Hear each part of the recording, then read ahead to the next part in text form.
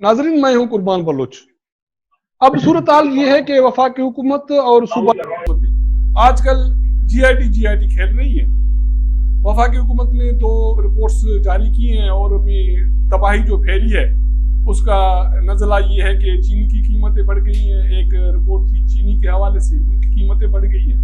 दूसरी अबूरी रिपोर्ट थी कराची में जो तैयारा सानिया केस हुआ था उसके हवाले से थी। उसके रिपोर्ट के बाद तबाही ये फिरी है कि सारे दुनिया में पीआई के जो पायलट्स हैं उनके ऑपरेशन बंद कर दिए गए, हमारे परवाजें बंद कर दी गई हैं। उसके बदले में सिंध हुकूमत ने 3 रिपोर्ट्स जारी की हैं। उसमें एक उज़ैर बलोच की जीआईटी रिपोर्ट है, निसार मोराई की जीआईटी की रिपोर्ट है और तीसरा सानिया बल्दिया फैक्ट्री की रिपोर्ट है। ये उनसे ये बखूबी वाज़ेह हो रहा है कि हमारे इदारे, हमारी सियासी हुकूमतें, जमातें, सियासी हुकूमतें ये क्राइम रोकने में क्यों नाकाम हो गई है। जो जिसको चाहता है वो कर तोड़ता है। सालों बाद किसी एक साने की हम तहकीकात करते हैं जिसके बाद हमें पता चलता है कि इस बंदे ने इतनी तबाही फेरी है, लेकिन वो जो तबाही फेरी है, जिनकी जिंदगियां चली गई, मिल्कियतें असासे तबाह हो गए, उनका कोई अजाला नहीं है। तो इस हवाले से आज हमारे साथ प्रोग्राम में फ़हीम सिद्दीकी है। फ़हीम सिद्दीकी दोस्त सीनियर सहाफ़ी हैं, कराची से ताल्लुक़ है, कराची जियो कराची के ब्यूरो चीफ हैं। हमारे बहुत सारे पुराने दोस्त हैं कराची के फ़हीम सिद्दीकी, वो कराची में क्राइम को भी देखते आए हैं और अभी भी crime as a crime senior crime reporter काम कर रहे हैं। और कराची के वहाँ जो भी कारगुजारी है क्राइम के हवाले से, जो तबाही शहर ने देखी है, वो उसके ये गवाह भी हैं। फ़हीम सिद्दीकी, आपको वेलकम करता हूँ अपने प्रोग्राम में। Thank you very much. Faheem, ये चीज़ें मैंने जो जिक्र किया, आज हम बात करेंगे उज़ैर बलोच की जीआईटी की रिपोर्ट के हवाले से, निसार मोराई, बल्दिया फैक्ट्री, सानिया फैक्ट्री, जो सानिया की जो जीआईटी है, ये इनसे क्या साबित हो रहा है? क्या फेल्यूर कहाँ है? हमारे इदारे फेल हैं, हमारी सियासी जमातें फेल हैं या सियासी हुकूमतें नाकाम हैं कि हर साने के पीछे एक तबाही है और वो तबाही का पता हमें तब चलता है जब वो तबाहियां हो चुकी होती हैं और हमारे शहर, हमारे लोग बर्बाद हो चुके होते हैं। कुर्बान, बिल्कुल ऐसा ही है। ये इदारों की तबाही का एक सबूत है, ये हुकूमतों की तबाही का एक सबूत है। हमारे यहाँ हर मामले में सियासी मसलहतों का जो मामला शिकार हो जाते हैं उसका एक सबूत है, और ओवरऑल इस बात का सबूत है कि इस मुल्क में आवाम कुछ नहीं है। इस मुल्क में जिनके हाथ में थोड़ा सा भी इख्तियार है वो अपने इख्तियार को भरपूर तरीके से इस्तेमाल करते हैं, और इस इख्तियार को इस्तेमाल करते हुए आवाम की, मैं अगर आवामी जुबान में बात करूं तो आवाम की ऐसी तैसी कर रहे होते हैं। ये रिपोर्ट जो आज आई हैं, ये रिपोर्ट कोई नई रिपोर्ट नहीं है। 2016 में भी इन रिपोर्ट्स को पूरी तरह से मीडिया में लाया जा चुका है, मीडिया को ये फराहम की गई सराय से, उसके बाद हमने ये सारी रिपोर्ट चलाई हैं। उस वक्त भी ये सारे नाम जो हैं वो सामने आए थे। पूरी ये रिपोर्ट जो है वो मीडिया में आ चुकी है, इनमें से कुछ भी नया नहीं है। लेकिन आज जो कुछ हो रहा है, मैं समझता हूँ इसकी सिर्फ सियासी बाजीगरी हो रही है। लेकिन दोनों जमातें थोड़ी सी कंफ्यूजन आ रही है कि एक वफाकी वजीर थोड़ी सी वो उस रिपोर्ट के कुछ बहुत सारे मंदरजात जो पेश कर रहा है वो डिफरेंट हैं जो सिंध हुकूमत ने जो जारी की है, तो ये क्या चक्कर है? मैं उधर ही आ रहा था जी। तो ये सियासी बाजीगरी में अब जो एक नई चीज नजर आई है, जिसकी तरफ शुरू में आपने भी कहा कि इदारों की तबाही किस तरह से होती है, वो अब हमें मजीद खुल के सामने आ रहा है। जो जीआईटी रिपोर्ट उज़ैर बलोच की है, जिसको सिंध गवर्नमेंट ने कल पब्लिक कर दिया है, उस जीआईटी रिपोर्ट के 35 सफ़हात पे तमाम जीआईटी मेंबरान के दस्तखत मौजूद हैं और वो रिपोर्ट जो है वो पब्लिक हो गई है। लेकिन वो जीआईटी रिपोर्ट जिसको जो है अली ज़ैदी वफाकी वजीर जो है वो पार्लियामेंट में पढ़ते नजर आए थे, उस जीआईटी उसके जो मंदरजात थे वो जीआईटी रिपोर्ट का हिस्सा नहीं थे। लेकिन अब हमें ये नजर आ रहा है और बाकायदा तौर पर नजर आ रहा है, इसको अली ज़ैदी साहब ने जो है प्रेस कॉन्फ्रेंस में कहा भी है कि वो जीआईटी रिपोर्ट जो उनके पास थी, जिसके मंदरजात उन्होंने पार्लियामेंट में पढ़े, वो जीआईटी थी जो सबसे पहले तैयार हुई थी। लेकिन क्योंकि उसके ऊपर कंसेंसस नहीं हो सका था, इसलिए उस जीआईटी रिपोर्ट को जो तब्दील किया गया। وہ ادارے جو وفاق کی نمائندگی کرتے ہیں GIT میں، انہوں نے ایک رپورٹ تیار کی، اس کے اوپر 4 افراد نے وفاق کی نمائندگی کرتے تھے، انہوں نے دستخط کر دیے، لیکن وہ پولیس افسران جو سندھ حکومت کے ماتحت تھے، انہوں نے اس GIT رپورٹ پر دستخط نہیں کیے۔ یہاں ہمیں حکومتوں کی جانب سے اداروں کو کنٹرول کرنے کا ایک ثبوت سامنے آتا ہے، لیکن آگے جا کے پھر ایک سوال اٹھتا ہے کہ وہ GIT رپورٹ جو سندھ حکومت نے جاری کی ہے، اس کے بھی ہر صفحے کے اوپر جو ہے ان 4 افراد کے دستخط موجود ہیں جنہوں نے پہلے جو GIT تیار کی تھی، جس کی جو علی زیدی صاحب کے پاس موجود ہے، اس پر ان کے دستخط موجود تھے۔ تو پھر اگر مندرجات تبدیل کیے گئے تھے GIT کے، تو پھر اس GIT کے اوپر انہوں نے دستخط کیوں کیا اگر وہ اتفاق نہیں کرتے تھے؟ تو یہ عوام کے ساتھ جو ہے وہ کھلواڑ ہے۔ یہ سوال یقیناً عوام کی جانب سے اٹھتا ہے کہ یقیناً عزیر بلوچ نے بہت کچھ کیا، عزیر بلوچ نے اپنے جو اس کو پناہ دینے والے لوگ تھے، جو اس کو بیک اپ کرنے والے لوگ تھے، جس میں پریال تالپور کا بھی وہ نام لیتا ہے، قادر پٹیل کا بھی نام لیتا ہے، شجیل انعام میمن کا بھی نام لیتا ہے، ذوالفقار مرزا کا بھی نام لیتا ہے، وہ نام جب GIT سے نکال دیے گئے تو اس کے بعد اس پر دستخط کیوں کیے گئے؟ اور آج بھی یہ بات ایک سوال ہے کہ جب 164 کا بیان ہوتا ہے عزیر بلوچ کا، وہ مجسٹریٹ کے سامنے اعترافی بیان ہوتا ہے، قانون شہادت کے تحت وہ بیان ہوتا ہے، اس بیان میں وہ اپنی تمام باتیں انہی باتوں کو وہ دہراتا ہے، لیکن جو GIT ہے اس میں سے ساری چیزیں جو منہا کر دی جاتی ہیں۔ تو یہ بہت بڑا کھیل ہے، اور اس کھیل کے آج سامنے آنے کی وجہ سے کم از کم یہ چیزیں تو سامنے آئی ہیں کہ حکومتیں اداروں کو استعمال کرتی آئی ہیں، استعمال کرتی ہیں، اپنے حق میں استعمال کرتی ہیں۔ لیکن یہاں سوال ایک اور بھی پیدا ہوتا ہے، قربانو، بہت امپورٹنٹ ہے کہ آج ان GITs کے ذریعے MQM ذمہ دار قرار پاتی ہے بلدیہ فیکٹری کیس میں، ذوالفقار مرزا ذمہ دار قرار پاتے ہیں عزیر بلوچ کی پشت پناہی کے اس میں۔ تو کیا پاکستان تحریک انصاف اپنی اتحادی جماعت MQM کے خلاف کوئی کارروائی کرے گی؟ کیا PTI اپنی ہی کابینہ میں موجود وفاقی وزیر فہمیدہ مرزا کے شوہر کے خلاف کوئی کارروائی کریں گے؟ یہ صرف اور صرف پیپلز پارٹی کے خلاف آج بیانات اور پریس کانفرنس کرنے کے بجائے اس کا بھی عوام کو جواب چاہیے کہ آخر ہوگا کیا، آخر اصل چیزیں کب سامنے آئیں گی؟ ذمہ داروں کے خلاف کارروائی ہوگی یا صرف بیانات، پریس کانفرنس اور در پریس کانفرنس کا سلسلہ ہی اسی طرح سے جاری رہے گا؟ فہیم، کارروائی کی تو صورتحال یہ ہے کہ آپ نے چینی کمیشن کی رپورٹ دیکھی، آپ نے وہ کراچی تیار تھانے کی رپورٹ دیکھی، آپ نے دیکھا کہ اس کا تو جو بھی جو نزلہ گرا ہے وہ ادارے پہ گرا ہے، عام لوگوں پہ گرا ہے۔ بالکل ایسا ہی ہے۔ تو اب اگر عوام یہ بات کہنے لگے ہیں، کراچی میں اس وقت بجلی کا ایک بہت بڑا مسئلہ پیدا ہوا ہے کہ الیکٹرک کی جانب سے عوام بہت زیادہ پریشان ہے، لوگ یہ کہہ رہے ہیں، دعا یہ کہہ رہے ہیں کہ اللہ کرے عمران خان جو ہے وہ الیکٹرک کی بدماشی کا نوٹس نہ لے لیں، ورنہ جو 4 گھنٹے لائٹ آتی ہے یہ بھی نہیں آئے گی۔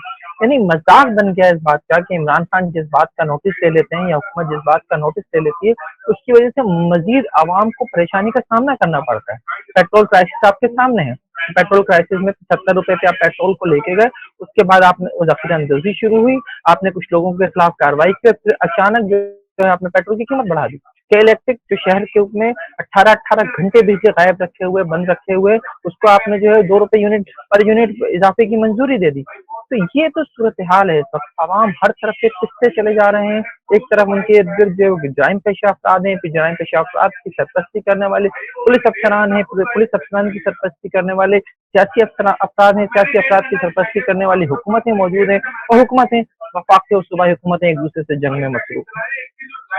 فہیم، مجھے تو لگتا ہے کہ یہ پری پلان ہے اپوزیشن کا اور حکومت کا کہ ایک دوسرے کو سیاسی الزام لگاؤ، اس کے جوابات دو، میڈیا کو، لوگوں کو اس میں انگیج رکھو، باقی جو لوگوں کو جو مسائل ہیں وہ ایسے ہی وہ تباہی کا شکار رہیں، ان کو ضرورت اشیاء کی جو قیمتیں ہیں وہ بڑھتی ہیں تو بڑھیں، ان کو بجلی ملتی ہے تو ملے، نہ ملے تو نہ ملے، ان کو پانی ملتا ہے تو ملے۔ اب کراچی میں بارش ہوئی ہے، اس کی تباہی آپ نے دیکھی ہے، وفاقی حکومت کی یہ صورتحال ہے، پنجاب میں آٹا مہنگا ہو گیا، KPK میں آٹا نہیں مل رہا۔ تو میرے تو خیال میں یہ پری پلان ہے کہ قومی اسمبلی کے سینٹ کے اجلاس ہوتے ہیں، ایڈوائزری کمیٹی کے میٹنگز ہوتے ہیں، ایجنڈا طے ہوتے ہیں، اس میں کہیں بھی پبلک کے ایشو شامل نہیں ہیں۔ اور تو اور ہمارے اداروں کی صورتحال یہ ہے کہ ایک بڑے ادارے، ایک آدمی ایک ادارے کا سربراہ بنتا ہے، وہ کرمنل بھی ہے نثار مورائی جیسا، اور اس کا پتہ آپ کو اس وقت چلتا ہے جب کوئی آپ اس ایک سانحے پہ اس کی تحقیقات کرتے ہیں۔ تو یہ ہے ہمارے اداروں کی اور سیاسی جماعتوں کی صورتحال. تو آپ کو کیسے لگ رہا ہے؟ کیا ایسا نہیں ہے کہ اور اس کے کوئی چیزیں ہیں ان کی کار فرما پیچھے؟ قربان میں آپ کی بات سے 100% اتفاق کرتا ہوں. توجہ ہٹانے کے لیے ہمیشہ نئے گیم سامنے لائے جاتے ہیں. بجٹ کا وقت تھا، بجٹ کے موقع پہ بجٹ پاس کرانا تھا. بجٹ کے اوپر جو چیزیں تھیں اپوزیشن نے بہت شور مچایا ہوا تھا، انہوں نے اس کو کرٹیسائز کیا تھا. بجٹ کے اعداد و شمار کو انہوں نے جو گورکھ دھندا قرار دیا تھا. اس موقع پر ضرورت اس بات کی تھی کہ کچھ ایسا نیا لایا جائے جس سے عوام کی توجہ جو ہے وہ بجٹ سے ہٹ سکے. اور اسی دوران جو ہے پھر ایک اور چیز حکومت کی جانب سے کی گئی تھی کہ پیٹرول پرائسز میں جو 25 روپے کا اضافہ کیا گیا تھا. یہ وہ دو چیزیں تھیں جس کی وجہ سے عوام براہ راست افیکٹ ہو رہے تھے. اس وقت ضرورت اس بات کی تھی کہ عوام اس جانب بہت زیادہ توجہ نہ دیں. بجٹ جو ان کی کمر توڑ کے رکھ دے گا. پیٹرول کی قیمتوں میں 25 روپے جو پاکستان کی تاریخ میں کبھی ایک ساتھ اضافہ نہیں ہوا، 25 روپے کا اضافہ جو ہے اس سے جو مہنگائی کی ایک نئی لہر آئے گی، اس سے عوام جو ہے جس طرح سے متاثر ہوں گے اس طرف عوام توجہ نہ دیں. تو اس سے نئی چیزیں جو ہیں وہ سامنے لائی گئی ہیں. جی آئی ٹی کا نئی کہانی سامنے لائی گئی ہے. حکومت اپوزیشن مل کر بھی بہت کچھ کرتے ہیں، اور یقیناً میں سمجھتا ہوں کہ یہ جی آئی ٹی اس سے پاکستان پیپلز پارٹی کو کافی حد تک جو ہے فائدہ بھی ہوا ہے. اگر ہم دیکھیں تو یہ جی آئی ٹی جو نثار مورائی والی جی آئی ٹی ہے یا عزیر جان بلوچ والی جی آئی ٹی، ان دونوں جی آئی ٹی سے پیپلز پارٹی کو ایک کلین چٹ ملی ہے، اور اس کلین چٹ کو دلوانے میں وفاقی وزیر علی زیدی صاحب کا بہت بڑا کردار ہے. وہ اس معاملے کو لے کر سندھ ہائی کورٹ گئے. سندھ ہائی کورٹ سے انہوں نے 28 جنوری 2020 اسی سال جو انہوں نے ایک ججمنٹ کروایا. اس ججمنٹ کا عمل پھر بھی نہیں ہوا تو وہ توہین عدالت کی درخواست میں چلے گئے، اور بالآخر جو ہے سندھ گورنمنٹ نے جی آئی ٹیز کو پبلک کر دیا. لیکن جی آئی ٹیز پبلک کرنے سے پیپلز پارٹی کو کوئی نقصان نہیں ہوا. اگر ہم دیکھیں تو آفیشلی تو ہمیں یہ نظر آتا ہے کہ ان جی آئی ٹیز میں پاکستان پیپلز پارٹی کو ایک کلین چٹ ملی ہے. لیکن سوال پھر وہی ہے کہ اگر کلین چٹ تھی، اگر پیپلز پارٹی ان جی آئی ٹیز میں مورد الزام نہیں تھی، تو پھر اتنے عرصے سے جی آئی ٹی کو ریلیز کیوں نہیں کیا جا رہا تھا؟ 2016 میں ہونے والی جی آئی ٹیز جو ہے 2020 میں حکم سندھ ہائی کورٹ کے حکم پر کیوں جاری ہوئی ہیں؟ آپ سمجھتے ہو کہ عزیر بلوچ والی جو جی آئی ٹی ہے اس میں الٹریشن کی گئی ہے؟ ابھی علی زیدی نے پڑھ دی وہ ساری جی آئی ٹیز کہ پہلی جی آئی ٹی کون سی بنی تھی، اس میں کیا کیا تھا. اس میں یہ موجود تھا کہ قادر پٹیل کے کہنے پر کیا کیا عزیر جان بلوچ نے. اس میں یہ موجود تھا کہ فریال تالپور سے کیسے رابطے میں تھا. اس میں یہ موجود تھا کہ فریال تالپور کے گھر پہ جو ہے جب وہ پہنچا تو وہاں شجیل انعام میمن بھی موجود تھے، ان سے ملاقات ہوئی. کئی چیزیں اس جی آئی ٹی میں موجود تھیں، اور ہم نے وہ تمام چیزیں رپورٹ کی ہیں باقاعدہ. آج نہیں، 2016 میں رپورٹ کی ہیں. تو چیزیں سب کو پتا تھی، کوئی اس میں نئی بات نہیں ہے. آج جن چیزوں کو چھپایا جا رہا ہے ان کو چھپانے سے کچھ نہیں ہوگا، کیونکہ 2016 میں وہ آلریڈی منظر عام پر آ چکی تھی. تو صرف اور صرف گورکھ دھندا ہے، سیاسی بازی گری ہو رہی ہے. ایک دوسرے کو الزامات لگائے جا رہے ہیں، ایک دوسرے کو الزامات کے جوابات دیے جا رہے ہیں. ایک دو گھنٹے سے T V web Pakistani media کے اوپر بیٹھ کر جو ہے وہ پریس کانفرنسز کی جاتی ہیں، الزامات لگائے جاتے ہیں. عوامی ایشوز کے اوپر کوئی بات نہیں کرتا. مان لیا میں نے کہ جناب عزیر جان بلوچ جو ہے وہ ایک بہت بڑا کرمنل تھا، اس نے 198 افراد کو مارا. میں نے مان لیا کہ شہر میں جو بلدیہ فیکٹری کو جو ہے وہ جلایا گیا، تقریباً 300 افراد جو ہے زندہ جل کے مر گئے. لیکن کیا آپ عدالتوں سے انصاف دلا سکیں ان افراد کو جن کو جو ہے عزیر جان بلوچ نے مارا تھا؟ کیا آپ اپنا سسٹم جو ہے وہ ٹھیک کر سکیں؟ کیا آپ عدالتوں کا سسٹم بہتر کرتے ہو، وہاں سے ملزمان کو جو ہے سزائیں ملتی ہیں اور لوگوں کو انصاف ملتا؟ کیا آپ بلدیہ فیکٹری کیس کو منطقی انجام تک پہنچا سکے؟ کیونکہ بجائے اس کے کہ آپ جو ہے وہ جی آئی ٹی سے منظر عام پر لانے کی کوشش کریں، آپ جائیں سسٹم کو بہتر کریں، اس سسٹم کو بہتر کریں جس کے ذریعے لوگوں کو فہیم، آپ کو لگتا ہے کہ یہ جی آئی ٹی رپورٹس کی روشنی میں کوئی کارروائی ہوگی؟ جن لوگوں کو مینشن کیا گیا وہ پیپلز پارٹی کی لوگ ہوں، وہ ایم کیو کے لوگ ہوں، ذوالفقار مرزا ہو، ان کے باقی جو لوگ ہوں، لگتا ہے یہ یا ایسے ہی جیسے وفاقی حکومت نے جی آئی ٹیز جو رپورٹس پبلک کی اس کے بعد کچھ نہیں ہونا ہے، تو یہ بھی اسی طرح کچھ نہیں ہونا ہے. کراچی میں پھر کل کوئی اٹھے گا، کرائم کرے گا، لوگوں کو مارے گا، قتل عام کرے گا، لوگوں کو جلائے گا، اور کوئی داد رسی نہیں ہوگی. بڑی عجیب سی بات ہے. جی آئی ٹی ہم پچھلے 10-15 سالوں سے مسلسل سن رہے ہیں. جی آئی ٹیز قائم ہو گئی، جی آئی ٹیز کی رپورٹ سامنے آ گئی، جی آئی ٹیز کی رپورٹس میں یہ ہے. لیکن افسوس کی بات یہ ہے کہ ان جی آئی ٹیز کے پیچھے جو پوری قوم کو لگا کے رکھا جاتا ہے، یہ جی آئی ٹیز عدالت میں جو ہے وہ قابل قبول نہیں ہوتی، وہاں انہیں بطور شہادت نہیں لیا جاتا. تو یہ جی آئی ٹیز کس کام کی ہیں؟ جب آپ मुख्तलिफ इदारों के लोग बैठकर किसी एक मुलजिम को, जो हाई प्रोफाइल मुलजिम हो, जिसके लिए जीआईटी कायम की गई है, उससे बैठ के आप तफ्तीश करते हैं, कई घंटे कई दिन लगाते हैं, उसके बाद आप एक जीआईटी रिपोर्ट बना लेते हैं, लेकिन वो जीआईटी रिपोर्ट जो है वो अदालतों में जो एविडेंसिबल नहीं है। तो सबसे पहले तो आप इस बात की फिक्र करें, अली जदीद साहब और दीगर अरकान पार्लियामेंट, कि जीआईटी रिपोर्ट जिसकी बुनियाद पर ये सब कुछ सियासत कर रहे हैं, वो जीआईटी रिपोर्ट को अदालत में काबिल कबूल होनी चाहिए, उसके ऊपर कानून साजी करें हो जाकर। आपने कहा कि आपने जिन 2 जीआईटी को रिपोर्ट का हवाला दिया और कहा कि उसके बाद मुल्क में जो कुछ हुआ है किसी जिम्मेदार के खिलाफ कार्रवाई नहीं हुई है, तो मैं अभी भी कह रहा हूँ कि इन रिपोर्ट के बाद भी किसी के खिलाफ कोई कार्रवाई नहीं होगी। मैंने पहले भी ये सवाल किया, क्या पीटीआई अपनी इत्तेहादी जमात एमकेएम के खिलाफ कार्रवाई करेगी? नहीं करेगी। क्या पीटीआई अपनी वफाकी काबीना में मौजूद फहमिदा मिर्जा के शौहर जुल्फ़िकार मिर्जा के खिलाफ कार्रवाई करेगी? क्या अपने इत्तेहादी जीटीए के जो रुकन है उनके खिलाफ कार्रवाई करेगी? नहीं करेगी। बैठे हैं, एमक्यू के वज़ीर वफाकी कैबिनेट भी बैठे हैं, वो बैठे हैं। वही मैंने कहा ना, उनकी इत्तेहादी जमात एमकेएम जो है उसके खिलाफ कार्रवाई करेगी? कुछ नहीं होगा। अवाम को रोज बहुत शुक्रिया फ़हीम, बहुत शुक्रिया आपका टाइम देने का, बहुत शुक्रिया। आपने बहुत सारी चीजें हमें हमारे नाज़रीन को बताई हैं, और हम कोशिश करेंगे कि आपके साथ एक सिटिंग मजीद करेंगे और हम रुके स्टाफ को करेंगे, तो उसके लिए हमारे लिए टाइम जरूर स्पेंड कीजिएगा। तो नाज़रीन, ये थे हमारे सीनियर सहाफ़ी फ़हीम सिद्दीकी, जिसने कराची में बहुत सारा बचपन से लेके अभी तक कराची में क्राइम को, बहुत सारी चीजों को अपने आंखों से देखा है।